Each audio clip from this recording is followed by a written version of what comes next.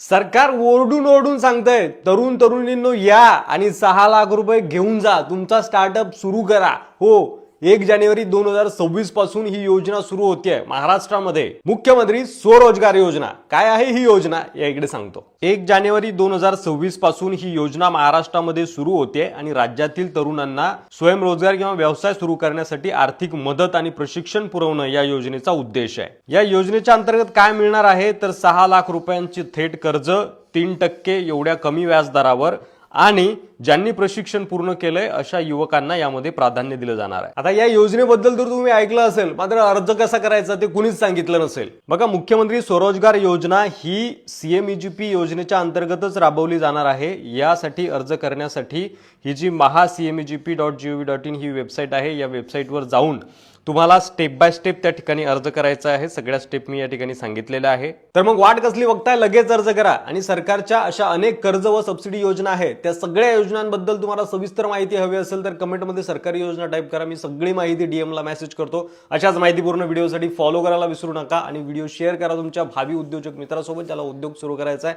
मात्र भांडवलाची याच्याकडे अडचण होती।